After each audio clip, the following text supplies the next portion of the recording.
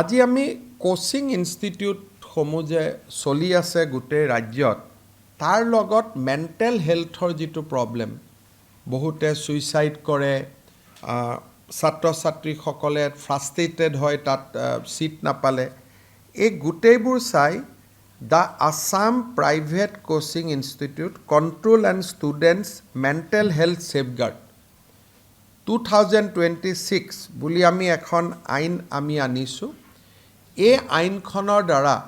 50 জনতকৈ যদি কোনোবা কোচিং ইনষ্টিটিউটত বেছি ষ্টুডেণ্ট থাকে তেওঁলোকে ৰেজিষ্ট্ৰেশ্যন বাধ্যতামূলকভাৱে কৰিব লাগিব দ্বিতীয়তে তেওঁলোকৰ বিল্ডিং কেনেকৈ হ'ব লাগিব সাইকোলজিষ্ট কেনেকৈ ৰিক্ৰুটমেণ্ট কৰিব লাগিব ক্লিনিকেল সাইকোলজিষ্ট থাকিব মেণ্টেল হেলথ কাউন্সিলৰ থাকিব মেণ্টেল হেলথৰ দৃষ্টিভংগীৰ পৰা সেই কোচিং ইনষ্টিটিউটবিলাকে ল'বলগীয়া বিভিন্ন ব্যৱস্থা আজি কেবিনেটে এমেণ্ডমেণ্ট কৰিছে ইভেন সিলিং ফেনখনো কিমান দূৰত থাকিব লাগিব সেইটোৰ বিষয়েও চোৱা হৈছে বিল্ডিং যদি হয় খিৰিকীবিলাকত ৰড থাকিব লাগিব যাতে মানুহ এজনে ফ্ৰাষ্ট্ৰেটেড হৈ ৰিজাল্ট দিয়াৰ দিনাখন জপিয়াই পৰিব নোৱাৰে পৰীক্ষাৰ ৰিজাল্ট দিয়াৰ আগৰ পৰাই মেণ্টেল হেলথৰ সাইকেট্ৰিষ্টে গৈ ল'ৰা ছোৱালীৰ লগত কথা পাতিব লাগিব যে বাবা পৰীক্ষা বেয়া হ'ল কোনো কথা নাই লাইফত বহুত পৰীক্ষা আহিব তুমি এইটোতে সিৰিয়াছ হ'ব নোৱাৰা এনেকৈ কোচিং ইনষ্টিটিউটবিলাকৰ লগত মেণ্টেল হেলথক আমি এটা ইণ্টিগ্ৰেটেড কৰিব খুজিছোঁ যাতে ফিজিক্স কেমেষ্ট্ৰি বায়'লজি পঢ়াৰ লগে লগে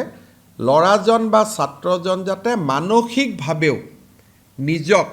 যিকোনো ৰিজাল্টৰ কাৰণে সাজু কৰি প্ৰস্তুত হ'ব পাৰে সেইকাৰণে বিল্ডিং কেনেকুৱা হ'ব লাগিব সাইকোলজিষ্ট কেনেকৈ ৰাখিব লাগিব কি তেওঁলোকে ল'ৰা ছোৱালীক কি ধৰণৰ ব্যৱস্থা কৰিব লাগিব ট্ৰমা বা কোনোবাক যদি আগতে শিক্ষকজনে গম পায় যে ইয়াৰ সুইসাইড এটেম্প কৰিছিল আগত সেই ষ্টুডেণ্টজনক কেনেকৈ বিহেভ কৰিব লাগিব মৰমেৰে